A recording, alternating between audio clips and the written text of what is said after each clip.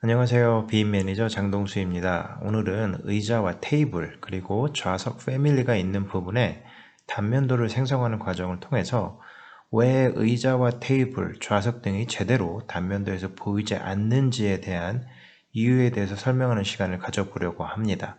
다시 말해 이렇게 의자와 테이블 그리고 좌석이 배치된 상태에서 단면도를 생성하게 되면 당연히 이 의자와 테이블 그리고 이 좌석 패밀리의 이 부분이 잘려진 상태에서 위쪽을 바라보고 있는 단면도 뷰가 생성되겠죠. 그런데 뷰가 보는 것처럼 이렇게 정상적으로 생성이 되면 문제가 없는데요. 이렇게 나타나는 경우가 있습니다. 같은 모양의 패밀리이고 같은 모델링 방법으로 생성한 패밀리인데 왜 이렇게 나타나는 걸까요? 왜 그런지 정확하게 아시는 분들은 오늘 이 영상을 보지 않으셔도 됩니다. 그럼 왜 이렇게 나타나는지를 설명하기 전에 기본적으로 레빗에서 어떻게 뷰가 생성되는지부터 이해를 해야 합니다. 레빗은 모든 요소를 하나의 공간에 생성하고 배치한 다음에 원하는 위치에서 전체 모델을 잘라서 어떤 방향으로 보느냐에 따라서 뷰가 생성됩니다.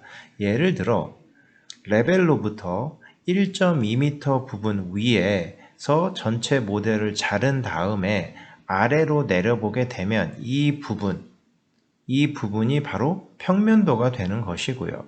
레벨로부터 한 2.3m 정도 위에서 전체 모델을 이렇게 자른 다음에 위를 올려다 보게 되면 그 뷰는 천장 평면도가 됩니다. 마찬가지로 단면도 같은 경우에는 원하는 위치를 지정한 다음에 그 위치에서 전체 모델을 이렇게 수직으로 자르고 이 인면에서 잘린 건물을 바라보는 것이 바로 단면도가 되는 것입니다. 그러니까 처음 보여드린 이미지와 상태를 살펴보면 당연히 이렇게 잘린 상태로 표현되는 것이 상식적으로 맞습니다. 그렇다면 왜 그럴까요? 이것이 왜 그런지는 먼저 레빗에는 두 가지 종류의 요소가 있다는 것을 알아야 이해할 수 있습니다. 레빗에서는 모든 요소가 다 절단 가능한 것이 아닙니다. 다른 말로 하면 뷰를 생성할 때 자르는 면과 만난다고 하더라도 잘리는 요소가 있고 잘리지 않는 요소가 있다는 말입니다. 그렇다면 어떤 요소들이 잘리고 어떤 요소들은 잘리지 않을까요? 이 부분을 정확하게 이해해야만 나중에 가시성 그래픽과 같은 부분을 제가 설명할 때에도 정확히 이해할 수 있는데요. 그것은 각 패밀리 카테고리에 따라서 다릅니다. 그러니까 패밀리 카테고리에 따라서 잘리게 표현이 될 수도 있고 그렇지 않을 수도 있다는 뜻입니다. 예를 들어 벽이나 바닥과 같은 카테고리의 요소들은 잘리는 카테고리에 속합니다. 따라서 뷰를 생성하는 단면과 요소가 만날 경우에는 당연히 잘려서 표현이 됩니다.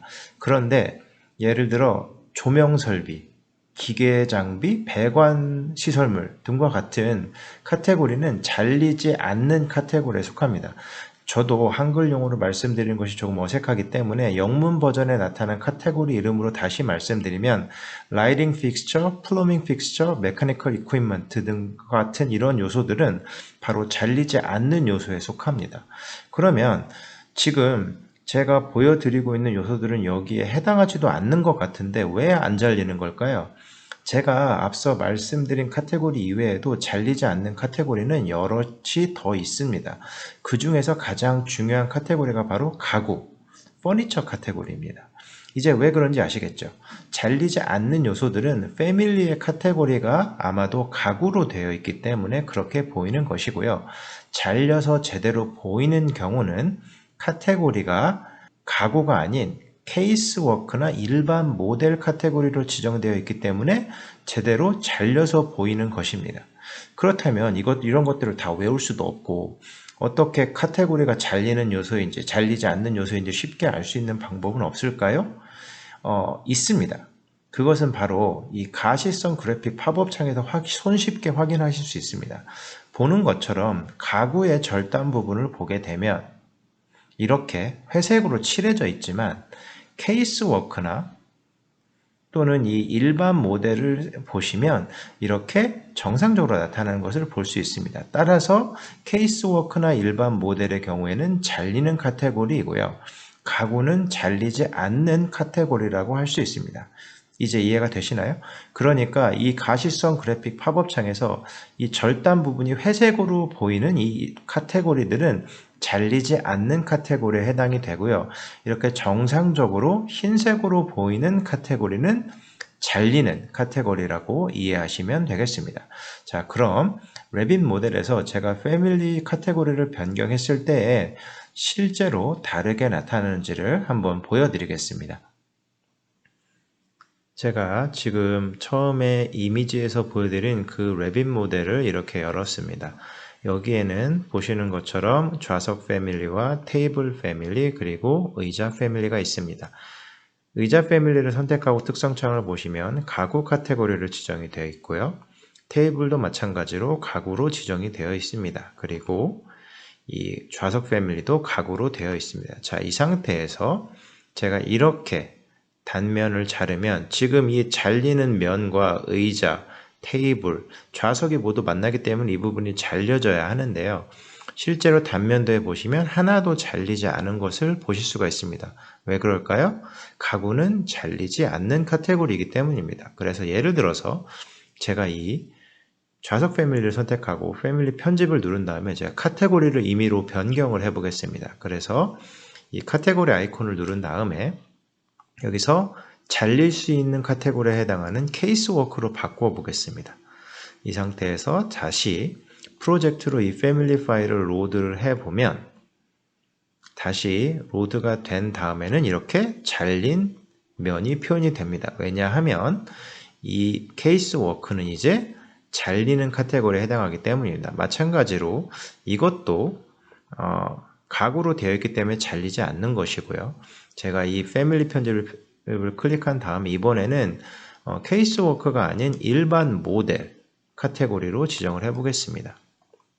그리고 마찬가지로 다시 로드를 하게 되면 마찬가지로 이 가구, 의자 패밀리도 잘린 부분이 표현이 될 겁니다. 지금 보시면 여기 잘렸는데 잘 표현이 안 되니까요.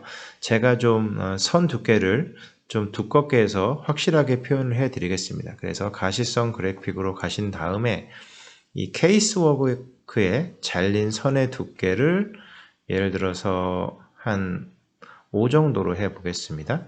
그리고 제가 일반 모델이었죠. 의자는. 그러니까 일반 모델에 해당하는 이 선 두께도 제가 5로 바꿔 보겠습니다. 자, 이렇게 바꾸면 보시는 것처럼 이렇게 잘린 부분이 명확하게 표현이 되죠. 그래서 우리가 이제 이 의자 패밀리도 잘렸다는 것을 알 수 있고 이 좌석 패밀리도 잘렸다는 것을 알 수 있습니다. 하지만 여전히 이 테이블 같은 경우에는 어디를 자르든지 간에 이 전체 인면의 모습이 잘리지 않고 표현이 되는 것입니다. 왜냐하면 이 의자는 여전히 이 테이블은 여전히 가구 카테고리이기 때문입니다. 그래서 여러분들이 꼭 단면이 표현되어야 하는 가구 같은 경우에는 가구 카테고리를 사용하시는 것보다는 케이스워크나 또는 일반 모델과 같은 다른 카테고리를 사용하는 것이 좋습니다.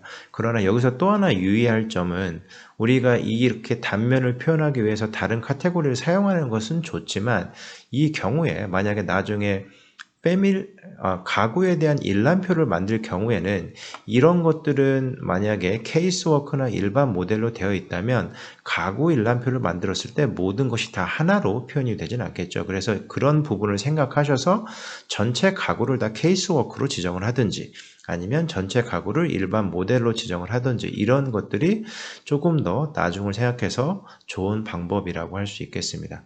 오늘은 그래서 이렇게 패밀리 카테고리에 대한 부분에 대해서 살펴봤는데요.